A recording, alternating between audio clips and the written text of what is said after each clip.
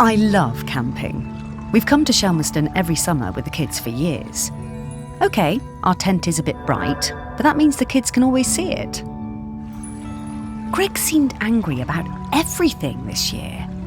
He told us our tent was outside of the regulation colours, and being around the kids seemed to really upset him. But they were only being kids, just running around playing. Greg was blowing that bloody whistle every 5 minutes. One day, Greg confiscated my little one's kite. He was terrifying. We still sometimes get nightmares about it. I had to do something. When I saw Greg put the whistle down, I pinched it and took out the pea. You know, the thing that makes the noise. I threw that pea somewhere Greg would never find it. You should have seen his face when he blew his whistle and nothing happened.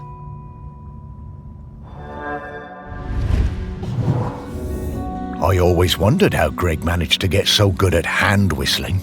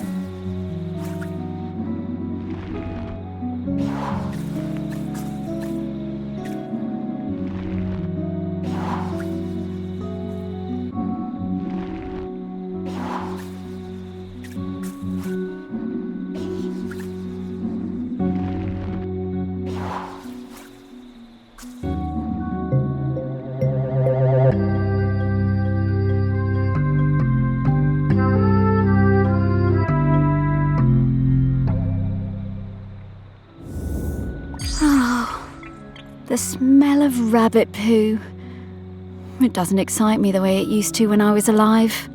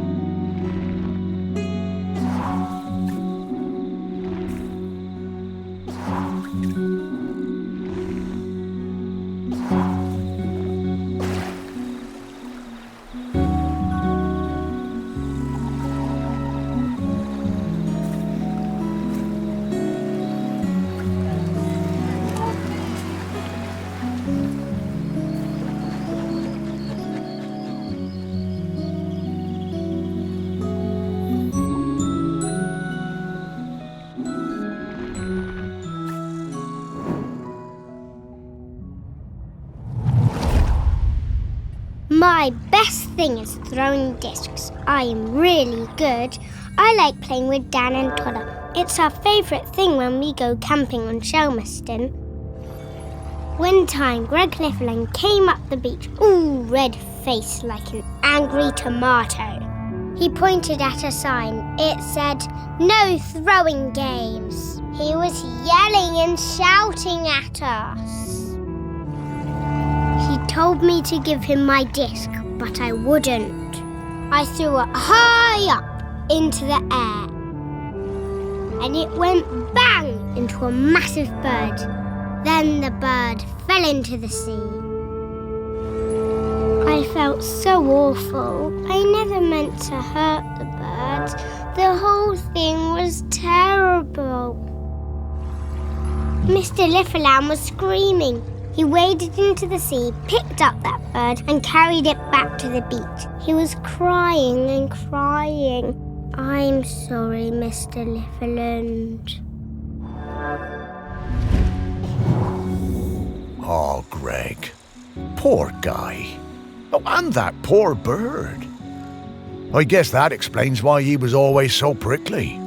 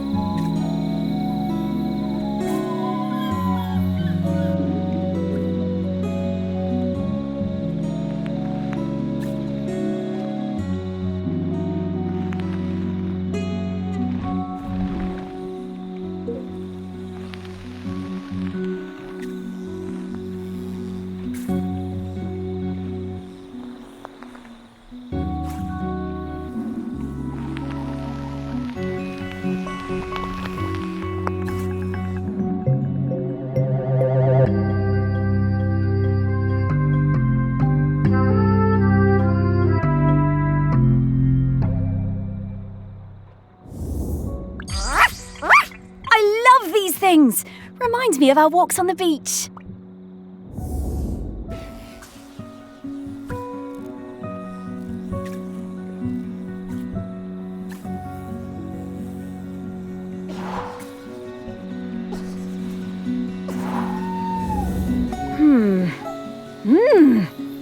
Woof! Okay, I've got his scent. It was quite faint, but I'm a very good dog. Let's go find him.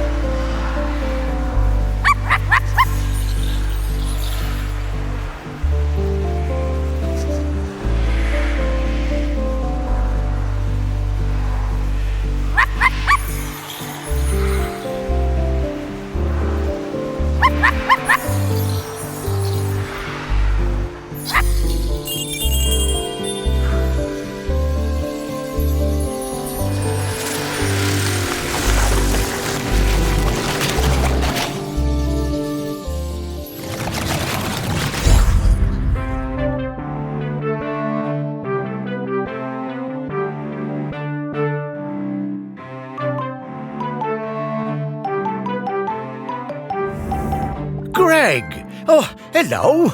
Morris, what are you doing here? Oh, hello there, pup. Hi, Greg. You can talk now. Rather prefer my animals when they don't talk. Yeah, Greg, we need to ask you, would you be interested in being the next island custodian? It's a very important job. Oh, no, absolutely not. This is your mess, and you can sort it out. My mess? Well, how do you mean? You dug her up. I warned you, and I warned you when we were still alive that those archaeological digs were a bad idea. And now we know exactly how bad. Well, now hold on, Greg. That's not how that works. Oh, isn't it, talking dog? 3,000 years, no eruptions. You dig Aggie up, and then suddenly her grip on the island is weakening. Well, some coincidence that sounds like. I didn't. I never did. No. There's no way I'm doing that job. It's too much obligation, it's not my responsibility, and frankly, one lifetime of humans was plenty for me. Now, I'm going to stay right here until I can find David Abrams. Fine. Thanks, Greg. See ya, I suppose. Thanks, Greg.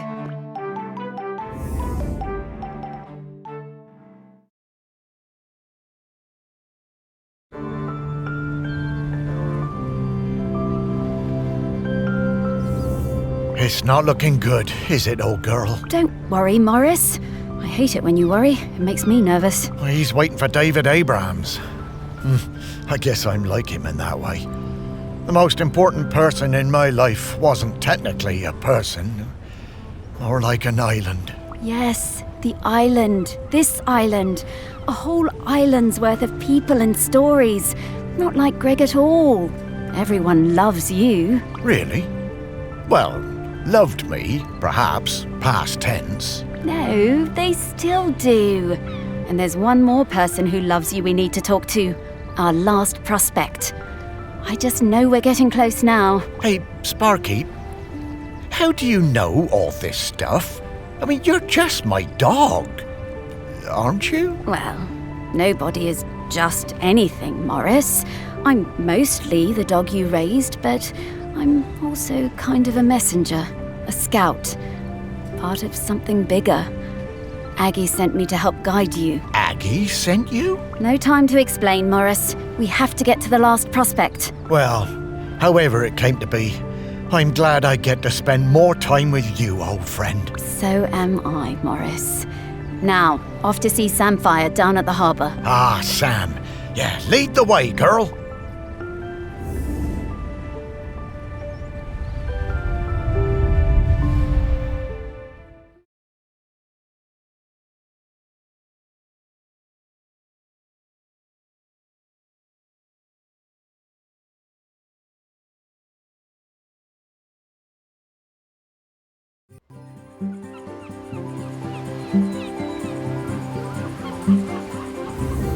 Ah, the harbour. I always loved watching the boats come in and out.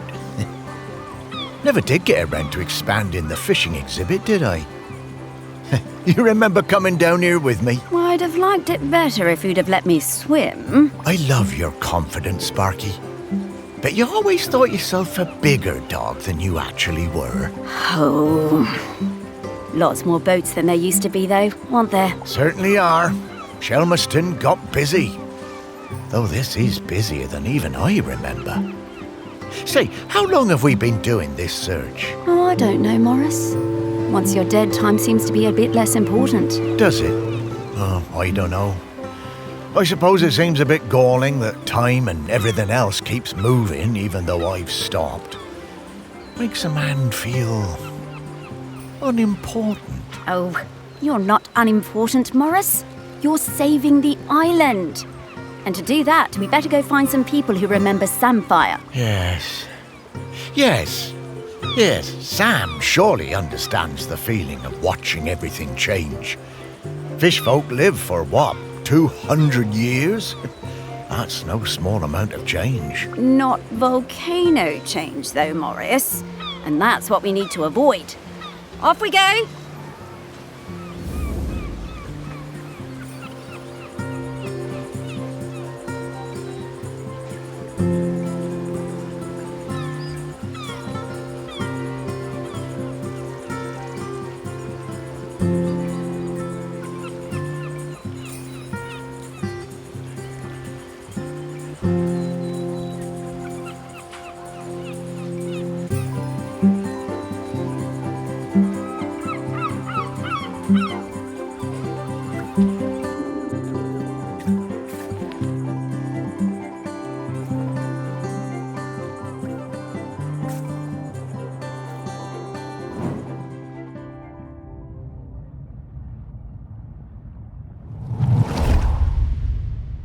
I swim with a pod south of the Fire Isles.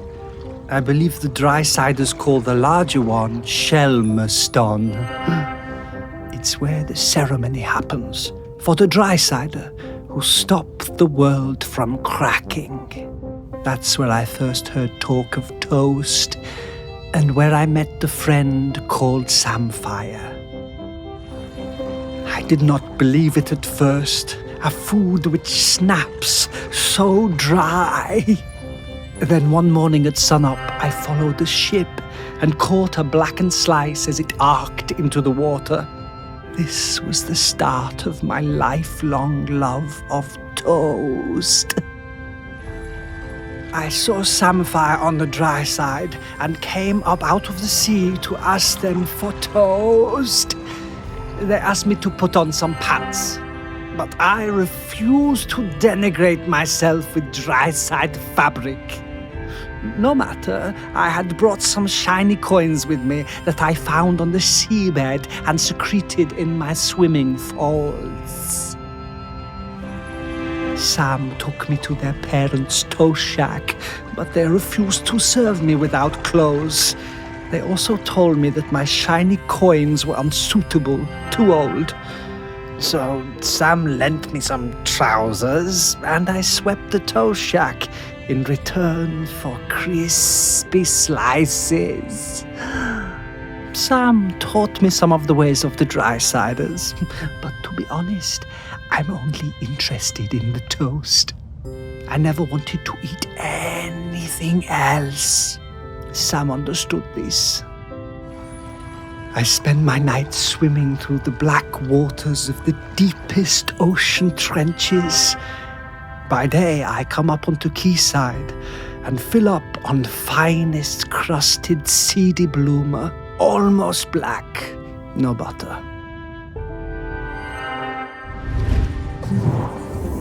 Oh, I could really go for a nice piece of toast right now. But, yeah, with butter.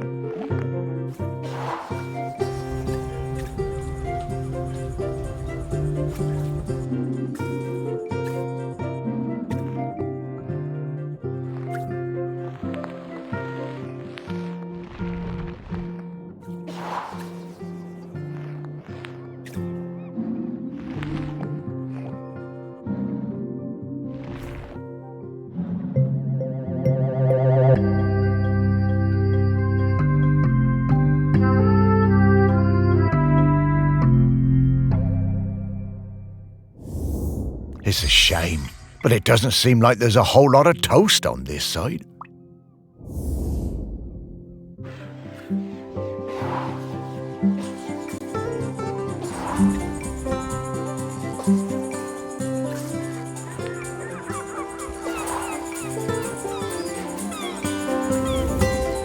getting the scent of Grenkins again, Morris. I'll pop up to let you know when we're close to one.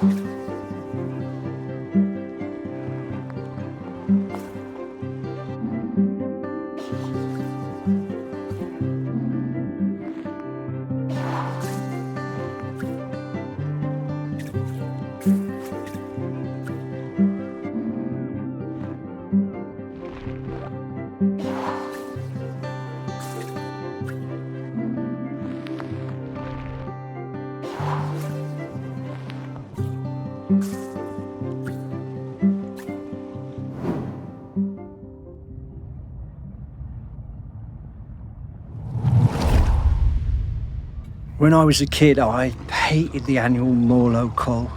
I was kept away and found excuses not to be there. Then, aged 10, my dad marched me down to the beach with other men and put a knife in my hand. It was the worst day of my life.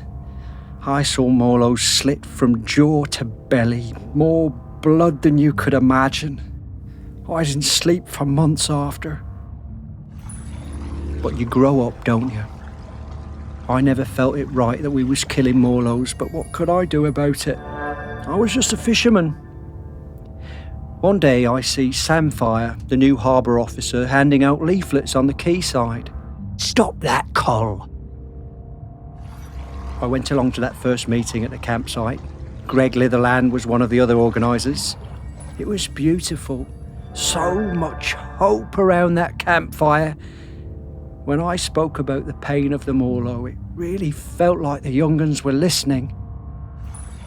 Me, Sam and Greg held regular events to raise funds for badges and patches. I was proud to wear mine on me best Gansey. There was quite a rift between us and the old guard. They felt the ban was an attack on our ways. Sam and me took a load of the fishermen out for a beer, and Sam made them listen. They really respected Sam. We got most of them on our side that way. By 87, we finally felt like we had enough support to push for change. So the week before the Morlo showed up, we organised a mass die-in on the beach. There were loads of us lying down on that sand. Islanders, fishermen, fish folk all together. And the press showed up and the mainland TV, and for the first time in 500 years we stopped that cull.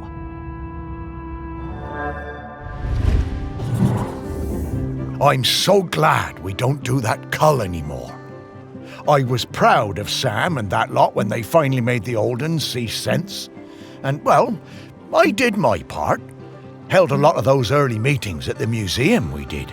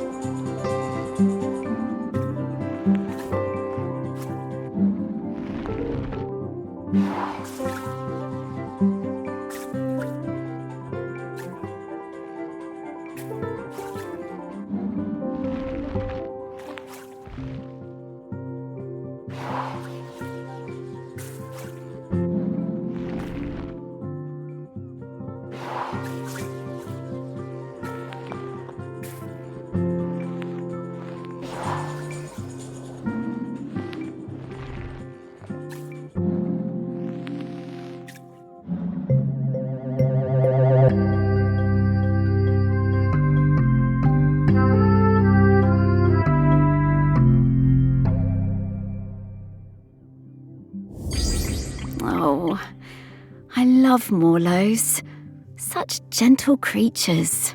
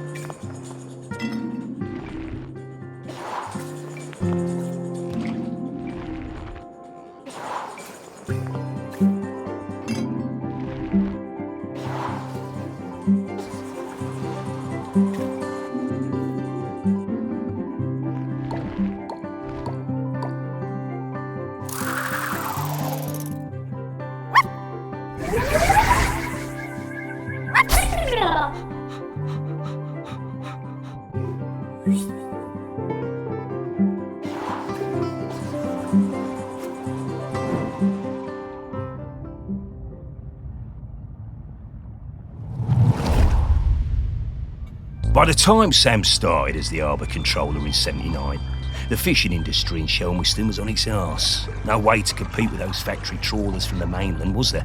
Couldn't moor those things anywhere near the island, even if we had them. Of course we were all smuggling, stands to reason, done it? There was no money. All those old fishing sheds on the quay, the ones the tourists like, were falling down. Old place looked, pardon me, like a tip. There was a lot of trouble at first. Sam trying to stick by the rules and catch us out any way they could, and us trying any which way to give her the runabout. Wasn't easy, mind you. She was smart, that Sam. You never knew when they were going to pop her head out of the water beside your tub. And to be fair to Sam, some of them smuggling boys were bad uns. Worse stuff than booze on some of them boats, and that's the truth. Probably no bad thing Sam put a stop to it. But in time, Sam started to see how things were, how we do things, and we came to an understanding of sorts. If Sam turned a blind eye to a bit of the decent stuff, the harmless stuff, then we'd report the worst of it. I mean, we all want to keep the seas safe, stands to reason. Plus, Sam was partial to a bottle or two of the sheep shank on occasion. Oh yeah. Sam was sharp as a gutting knife. They made us hand over some of the, shall we say, dividends to fix up the quay, all them sheds and that. Make them into something we can be proud of. Turn things around for Shelmiston, that did. Now we get more of those tourists since the big ferry started, and they love a day out on a boat. Ken takes them all out, he does. At the same time, Sam organised a kind of work-sharing thing with the fish folk. Got some of them to swim along with the fishing boats, help them locate the biggest shoals. Gave those big trawlers with all their fancy radar gear a run for their money. We'll never be big players in the fishing down here. But thanks to Sam, we hold our own. Bless 'em. I reckon I still have a bottle or two of sheep shank stashed away at the museum. Don't suppose anyone will ever drink them now.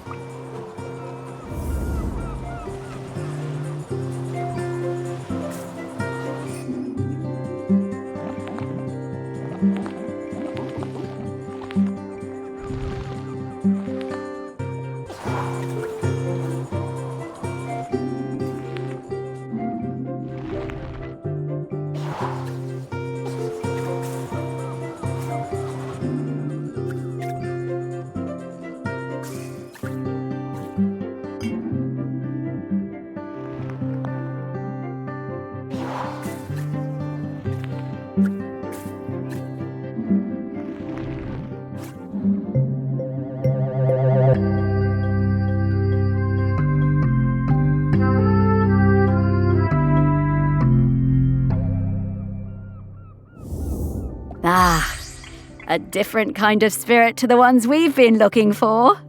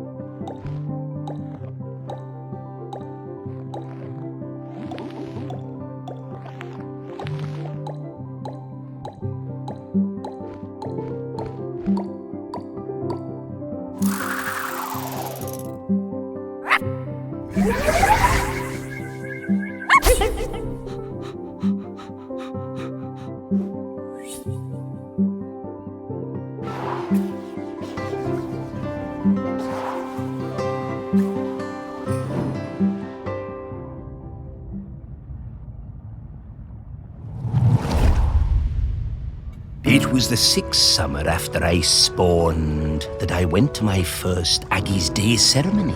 You know, Aggie, the dry cider who saved the world from cracking in two.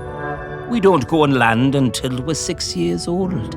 It's all swimming, wafting around. Standing up is hard at first, the weight distribution. Anyway, I went up dry side for the ceremony, and that was where I first met Sam. It was so loud and hot out there, all that shell blowing. I was bored, and my body felt dry and heavy. I was too young, really. There were souvenir stalls selling bracelets with little stones of polished lava. I wanted one so bad I would not shut up about it. Sam saw I was fed up. They took me up the beach, away to the dunes, and Sam gave me a little polished stone of my own to play with.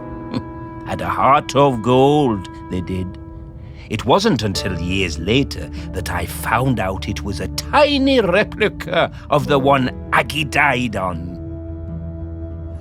We became good friends. Sam helped a lot. They were always on my side. My pod, we were quite traditional, didn't like us working with the dry siders, but Sam talked me into going for the job as a diver on the new harbour. If it wasn't for them, I don't think I'd have tried. That stone was my lucky charm. I took it with me when I went for the interview, and I took it down with me when I went on my first dive. I had a pocket made specially in my tool belt.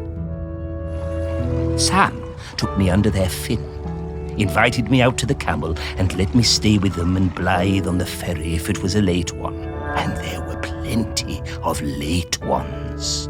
Karaoke nights are still my favourites.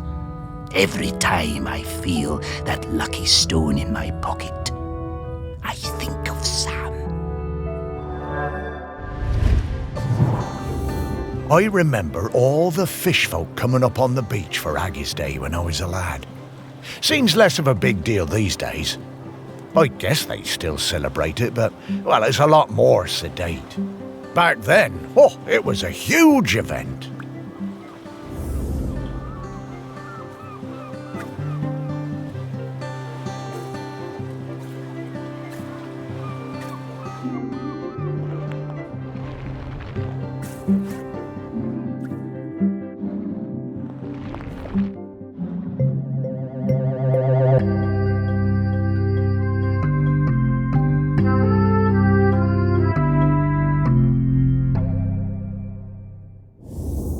Oh, magic stones? I knew humans were superstitious, but I thought the fish folk would be a bit more savvy.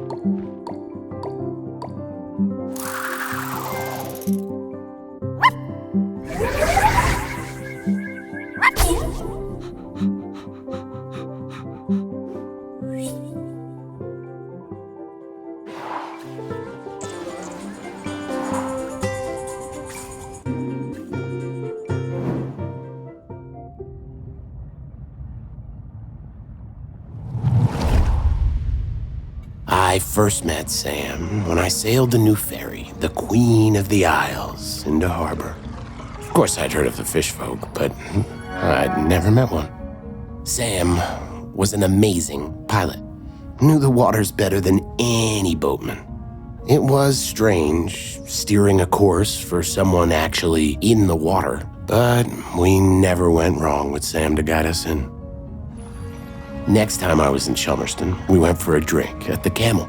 I'm more into bats than beer, but Sam was intriguing, and the atmosphere in there was great, like a warm nest. Great band, too. Awesome sousaphone player. I think we got on because we were both a little bit on the outside of things. Sam invited me over for toast and hot chocolate. Honestly, hot chocolate doesn't do it for me, but the toast, that multi-seed bread. Sam made the best toast. I told Sam that next to a good cuttlefish bone, that it was my favorite snack. I stayed over. In the morning, we went for a walk along the beach. And just as the sun was rising, I took them flying on my back. We went up and looked down over the islands. Sam wasn't scared at all. They said it was like swimming through the air. It was on the next trip to Chelmerston. We just sighted land when Sam's head popped out of the water right beside my berth and passed me a fresh cuttlefish bone, carved especially for me. When we moved in together, it was the best day of my whole life.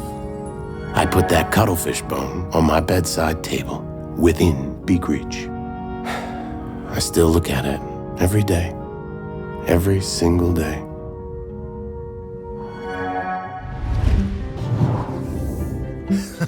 I just remembered that time Blythe and I did a duet at the karaoke. Oh, I can't believe I agreed to it. Must have had a few too many. I never knew how Sam and Blythe met.